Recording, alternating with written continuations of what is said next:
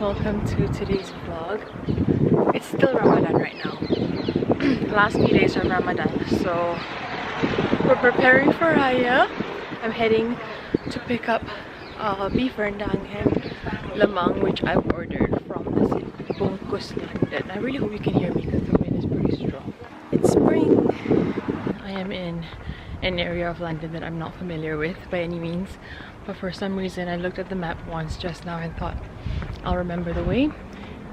I have no idea if I'm going the right way. I need my phone out now to check.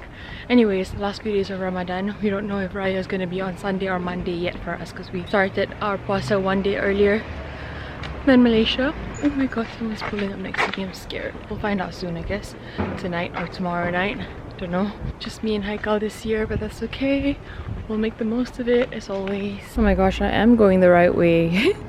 I'm so proud of myself. I got it. Now we head home. You can see Haikal's feet in this shot, but that's rendang daging and lemang as per Haikal's request. And then Kak Alia from Nasi Bungkus London actually gave us some extras.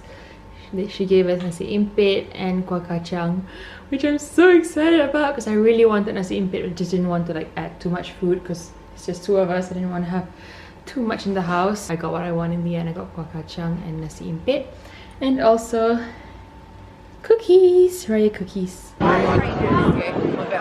We're heading to our iftar reservation at Benihana, which we've never been to, and I'm very, very excited.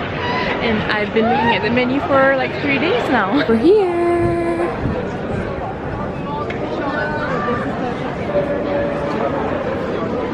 I'm pretending to look at the menu. I already know what I want, which is this Rocky's Choice.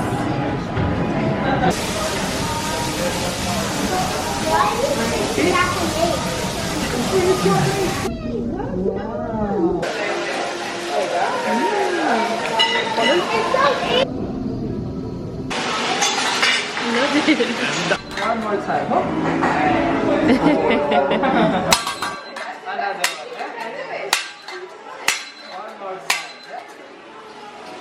First little, yeah. Flying butter. Oh, what is it? What is it?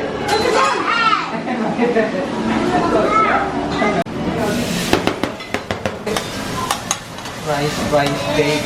Are they okay with the food?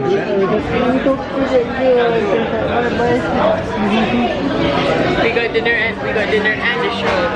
And there was a family here just now, like over here. They were celebrating the oldest son's birthday, and at the end, before they left, the youngest girl came to me and gave me a hug, which is so cute. We are home. Surprisingly, I am not stuffed. One of our main priorities before Ramadan started was, I told Haikal, and I think he was aligned from the beginning, that I just want to try my very best to limit the amount of food that we have in the house.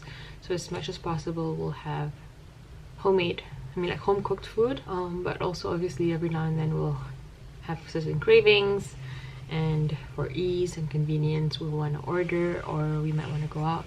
But as much as possible, don't buy too many things to keep in the house just to store, because it is just the two of us and food goes bad. If you want something, you can buy it that day itself. It will most likely be available, but you just want to make sure that we weren't storing too much food in the house.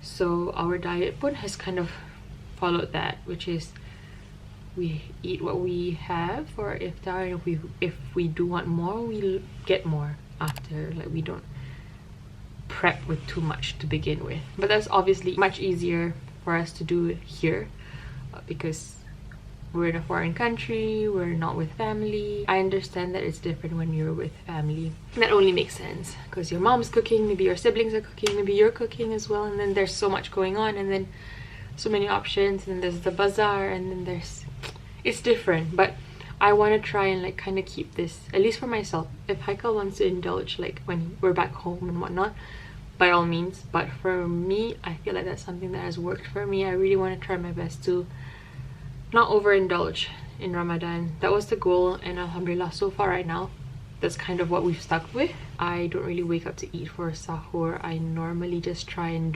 chug a bit of water before the time's up. So at the beginning of Ramadan, I was much better with sahur. I was having smoothies, actually just smoothies. Now sometimes I would have food again after prayers, but not every day. I feel like my habit with food, with like my diet this year for Ramadan has been much better compared to previous years. Previously, I had the tendency to overeat to compensate for the time that I didn't get to eat. Not really care about like what I was really eating, but then this time around I'm a lot more careful. I'm also journaling a lot, and this is my form of writing out my dua and writing out my things that I'm grateful for. And I've been doing this since the start of the year.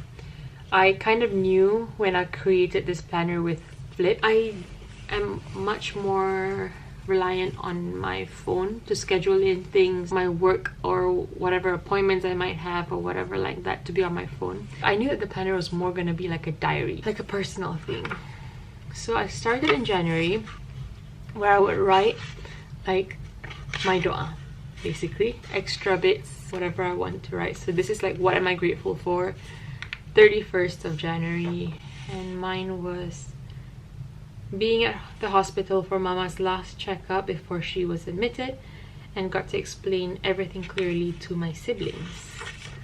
So everyone was kind of aligned. That was what I was feeling very grateful for that day. And it's very nice to read back as well, because you'll forget these things, you'll kind of forget the timeline of everything. So like when I read back now, it's nice. And then Feb, and then it goes on, obviously. Now we're in March. March gets messier and messier. My handwriting just gets worse. Today's Friday, so today will be my Friday entry. If I'm not writing something that I am grateful for that day, then I'm writing something that I want.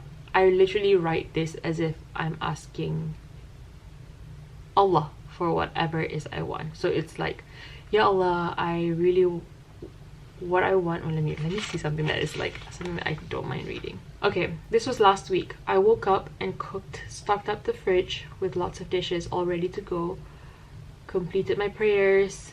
I did some extra sunat prayers.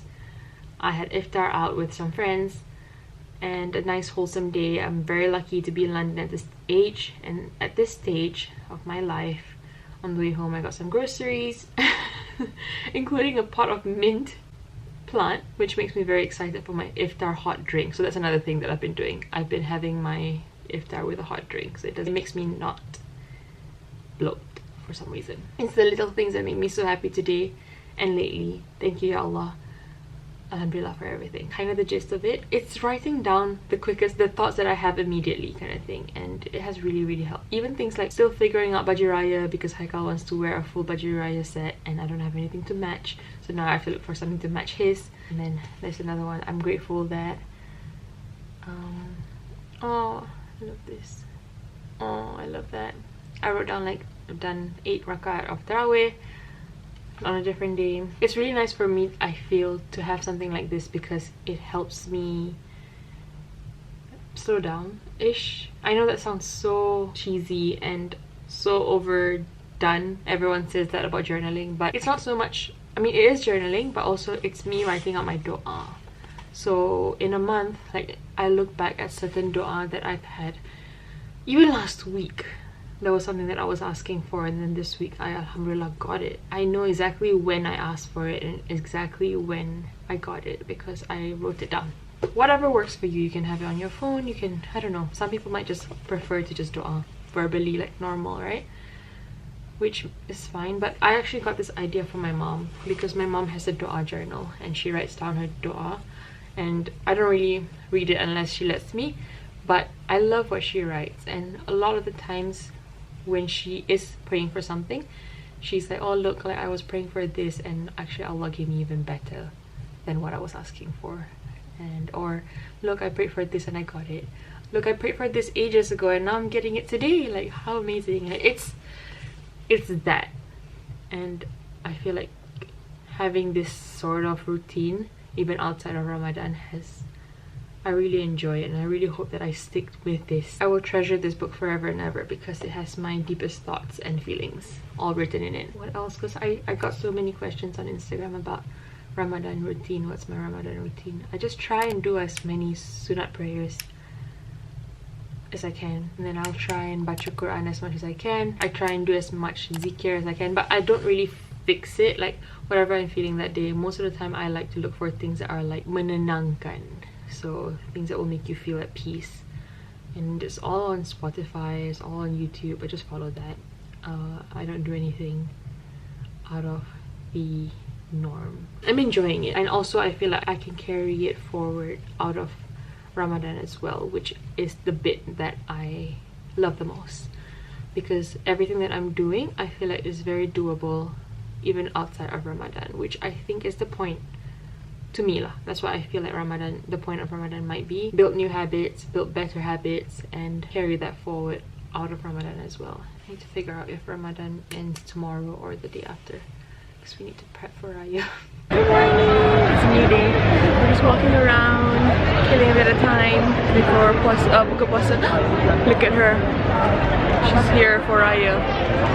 Yeah, we're gonna look for some things that I might need for my Raya outfit, and also just walk around. It's a Saturday, it's a very nice day, it's sunny. But we're in somewhere so crowded, that's why we stopped in the middle of nowhere just now, just to say hi and start today's vlog. Okay, I want to get one of these. Maybe this one here. Okay, thank you. Show it. Look how nice and sunny it is in Piccadilly Circus. We're going there. The Lindt store, it just opened. We want to get the Dubai chocolate. Yeah, I think we should get this one instead. True, not that one. Because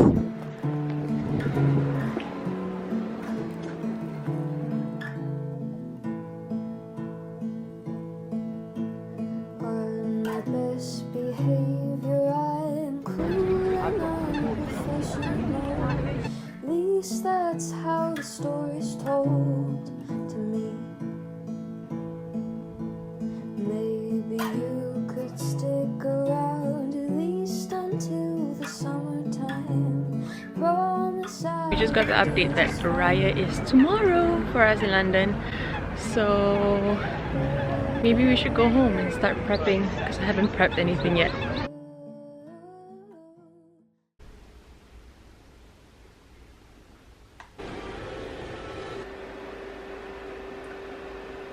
Nasi lemak, nasi impit and lemang, telur, kuah kacang, kacang, ikan bilis, serunding, teh ais, sambal ikan bilis, and I swear it's not that dark. I don't know why it's showing up so dark. And beef rendang. Enough, right? Yeah.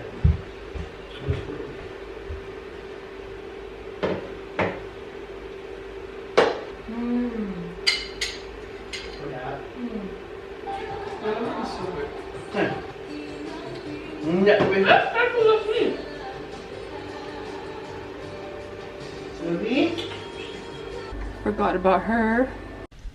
This isn't our official baju raya. We're gonna wear this for our open houses instead that we have this week. So that was a quick breakfast.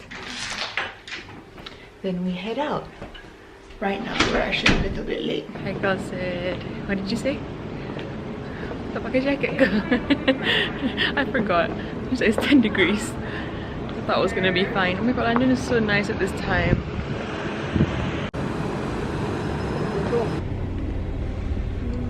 Look, some people in their baju raya.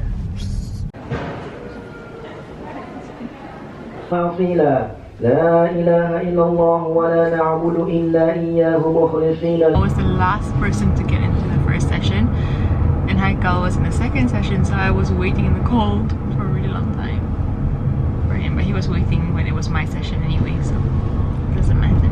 Heading home now, we're gonna makan properly and then change into our actual Raya outfit, and then we have some open houses and things. Raya with my anak sulung, anak nombor 2. We were supposed to wear just the nylon file blue baju kurung that I was wearing just now, But I went home to Malaysia, right? And I got that baju, and I just thought to make it simple, easy for Haikal, I'll just get like a top that he can wear every Friday for prayers and things like that if he's gonna go to the mosque, or just casually as well. But he wanted to wear the full baju Melayu set with the sampit and everything. So I made a mistake there. Didn't get him a full baju Melayu set in baby blue, so I had to look for another dress to match the baju Melayu that he had already in London, which is like this kind of blue, like a shiny darkish blue, petroleum blue, something like that. On the dress on ASOS, and it's now my baju raya. It doesn't look like a baju raya on its own. Like, I feel like this is something that I can rewear to other occasions, even on like a beach holiday thing. But next to someone wearing a baju Melayu, it does look like baju kurung. Look, they're looking at birds. They also get to eat.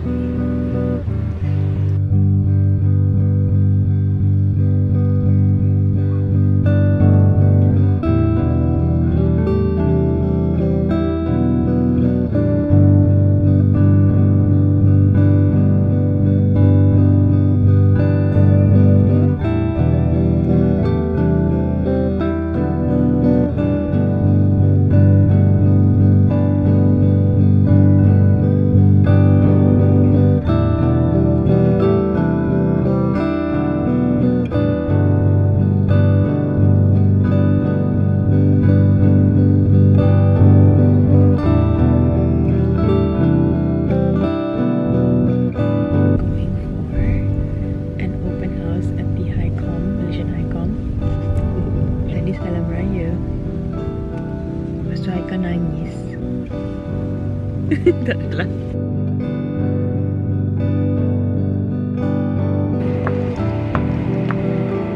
Nak apa? Assalamualaikum, Mak Raya. Selamat Raya, Pak Long. How are you? You look good, Pak Long.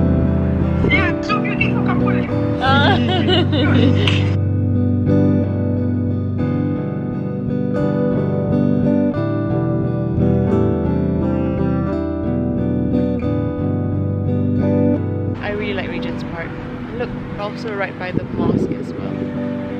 Just chilling. And then we have another open house later. And we're done for the day. I think we're just gonna crash, both of us, early tonight.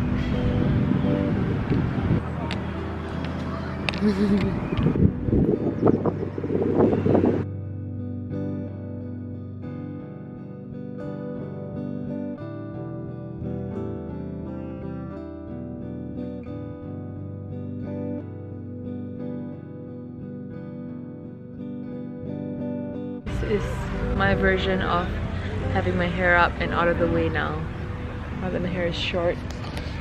This is the easiest thing I can do at the end of every day.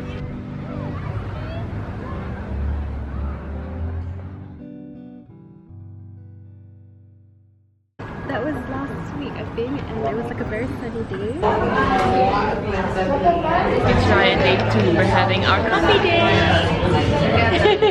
Today is the second day of Raya, and I'm actually home right now. I know that I had 2 clips today. This top is actually my grandfather's shirt, old shirt, my late grandfather. It feels so special. It's so soft and kept so well. And I was always too afraid to ask my mom or anyone, my grandma or anyone, if I could have something of his, because there's so many grandchildren and so many children. He had so many children and so many grandchildren and great-grandchildren, and so many people who loved him, who obviously would want to keep a piece of him, that I was too afraid to ask if I could as well. But my mom had a few shirts that she keeps in her house, in her closet. When I was back in KL last, we were looking at it, then I said, I will wear these. It is very obvious that it's a man's shirt, so obviously if I were to wear it, I will wear it in a way that, I don't know, I would dress it up the way that I normally would a shirt, so then it's a little less manly. So I wore it today with like a white leather jacket, and I was looking through pictures of him today. So yeah, it makes me miss him a little extra, but I am very happy that my mom shared this baju with me. Crazy how something like this can mean so much. Like a few years ago, well, I had my grandfather, and I will see him wear all these short sleeve button-up shirts. You don't think much of it, but like now that you have it and that's what you have of him left, it's so precious. And every little thing of his means so much. This is why I avoid talking about these things online. It's so dark. Good morning. Actually, it's not morning at all. We just had our lunch, have a little coffee, we're just walking around. It's a nice sunny day. I'm gonna end this vlog. I'll see you in the next one. Am I right here?